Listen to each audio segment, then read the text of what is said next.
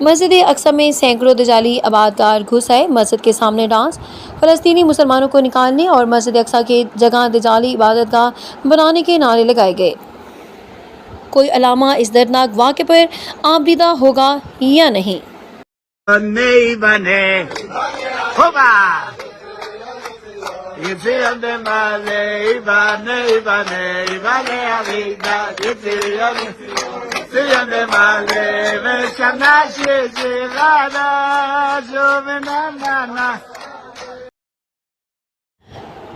Hungary کے وزیر اعظم شہباز شریف کی جانب سے تحفے میں ملے آموں کی تعریف کیے بغیر نہ رہ سکے۔ ترکی کے صدر سمیت دیگر عالمی رہنماؤں کے بعد ہنگری کے وزیر اعظم بھی پاکستانی آموں کے گرویدہ ہو گئے۔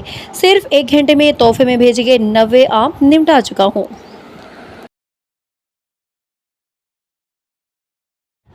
کراچی سے ملک بھر میں اجناس کی سپلائی معطل، ہول سیل مارکیٹوں میں مکمل ہڑتال۔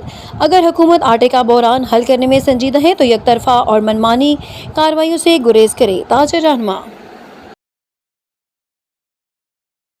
وزیر اعلیٰ پنجاب مریم نواز شریف نے صوبے کے 5 اضلاع کے لیے ماحول دوست اور جدید ترین گرین الیکٹرک بس منصوبے کا باقاعدہ افتتاح کر دیا۔ انہوں نے اس منصوبے کو پاکستان کا سب سے بڑا الیکٹرک پبلک ٹرانسپورٹ پروگرام قرار دیتے ہوئے کہا کہ اس نیٹ ورک پر 200 ارب روپے کی بھاری سرمایہ کاری کی جا رہی ہے تاکہ غریب اور متوسط طبقے کے شہریوں کو شدید گرمی کے موسم میں ایئر کنڈیشن اور آرام دہ سفر کی سہولت مل سکے۔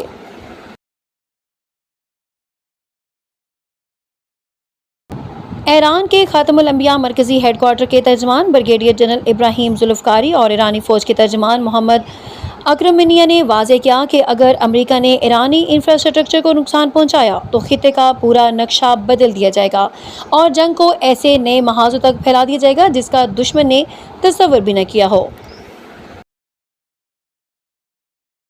مشرق وسطی میں جاری ہولناک جنگ کے درمیان امریکی نائب صدر جے ڈی وینس نے براہ راست اور کھل کر اسرائیل پر الزام عائد کیا ہے کہ امریکہ اور ایران کے درمیان جنگ بندی اور امن مذاکرات کو سبوتاژ کرنے کے لیے ایک انتہائی منظم اور بھاری فرنٹ مہم چلا رہا ہے تاکہ اس ڈیل کو ناکام بنایا جا سکے۔